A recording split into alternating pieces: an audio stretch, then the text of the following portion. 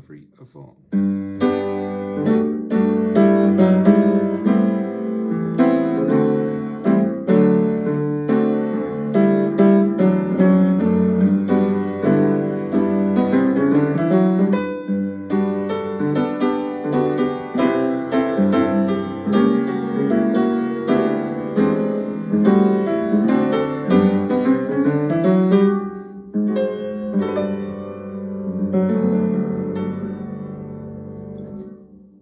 In this tutorial, I'm going to show you how we may use this lead sheet to accompany a singer, and also how we might use this to go about creating a solo jazz piano piece. So if we just get started with the chords on the page, we've got G major, which is our home key, add the 6th, which is the E, that's our home. And this piece uses mostly simple harmony, so the 2 chord, which is 1, 2, A, and A minor 7, and then the 5 chord, D7. Most of the piece is just these 3 chords, 2, 5, 1, but down here we have the 4 chord, C major 7, and at the bottom it goes up to the sharp 4 chord, which is the C sharp diminished 7. This adds a bit of interest towards the end. And right here we've got what's called a secondary dominant, or A7, as opposed to A minor 7. That just brings us back to the 5. So really the main difference between playing this as an accompaniment or playing this as a solo is whether you play the melody or whether you're trying to get out of the way of the melody or add something to counterpoint the melody.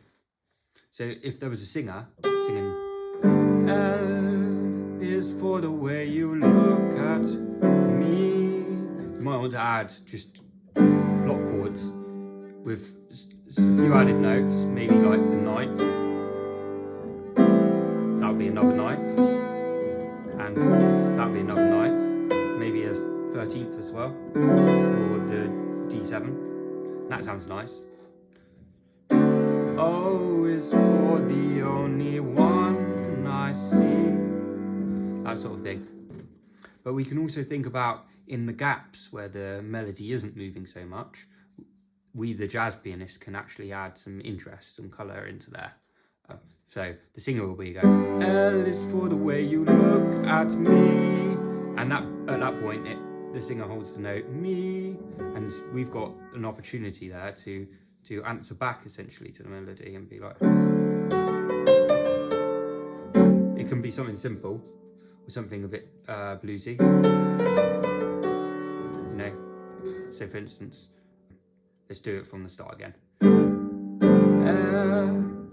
L is for the way you look at me. O is for the only one I see. V is very, very. Now, as a solo pianist, we're going to want to play that melody. But as you may notice, if you listen to any recording of a singer playing, they're not going to be singing da da da da da da da da da, right? We want to actually vary the rhythm a bit and give it a swing feel. To feel the swing rhythm, we have to have some sort of syncopation or some sort of quavers in the piece. This piece, blandly played, doesn't have any of that, so we can't necessarily say, oh, that swings. So we give that to the melody by playing it out or playing it in a jazzy way, I suppose. So what could we do? We could be da, da, da, da, da, da, da. That puts them on the offbeat, or syncopates them rather. Da, da, da, da, da, da, da. And what I'm doing there, instead of going, I'm just doing it in 6. We can keep on to that.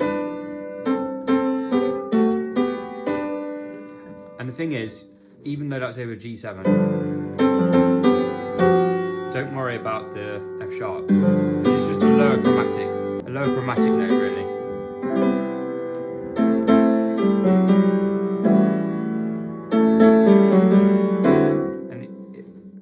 very similar harmonically and melodically throughout the piece.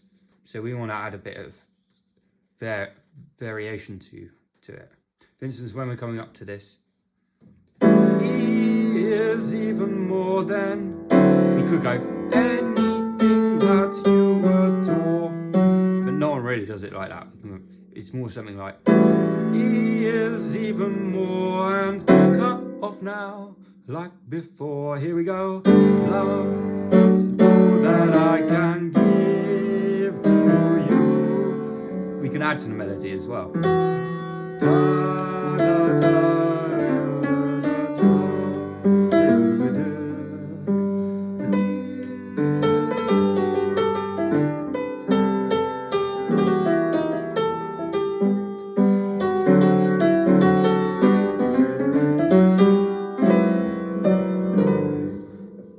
Etc. So just to recap quickly, what are we looking at in the lead sheet for? Well, we've got this secondary dominant over here, the A7, which is, I don't know, like 12 bars in or something like that. And that sets us up for this D7 chord, which brings us back to the 1. So the 5, and then the 5 of the 5. 5 of 5. And we use this opportunity as a cut-off, a moment of excitement. The chords come out from underneath you and you're left with just the melody. So it's singer has some fun, or as a jazz pianist,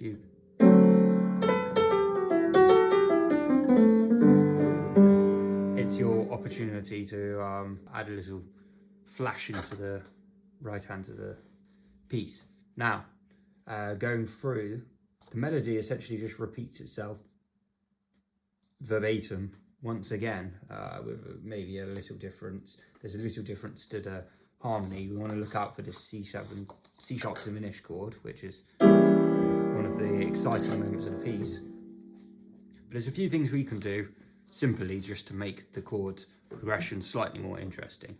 So two areas that are commonly reharmonized, as it's called, would be around here.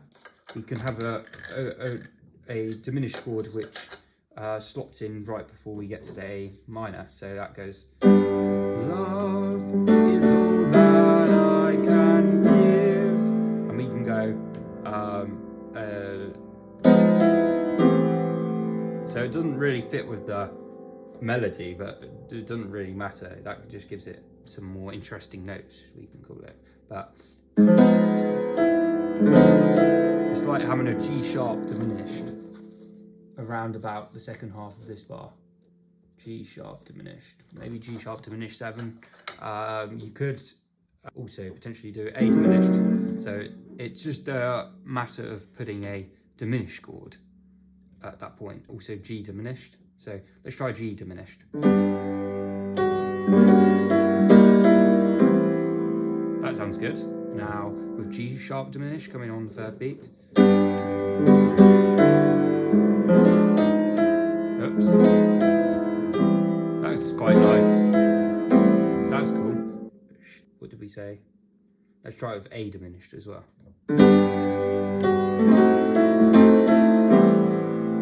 Not quite as good, but the basic concept is adding a diminished chord between chords, between specifically a chord that's a tone away. That leaves us a semitone to play with. It's like in Ain't Misbehaving.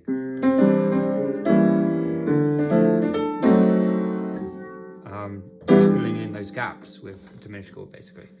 Moving on, also at the end, anytime we get to the end of the piece, it's an opportunity to reharmonize. So this just goes G, D7, G. We can have a turnaround, for instance, here, this point. So instead, that can go to like an E7 sort of sound, A7, D7, G, that sort of thing. So this will take us, instead of going, love was made for me and you, we can go, love was made for me and you. So that's quite a big difference. But there's lots of opportunities and difference We could do E7 sharp 9, or just go straight to the E7 with the 9 and the 13th potentially, and then made for me and you. If you've got a singer, you probably want to stay clear of, say at that point, an F natural, because the melody is F sharp. But as a pianist, you can kind of control the harmony a bit more, so it could be. And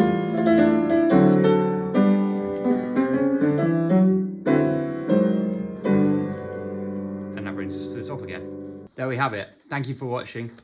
If you like this type of content, please let me know by liking the video and subscribing to the channel. Let me know what you'd like to see in future videos by commenting in the description below. Till next time, happy practicing.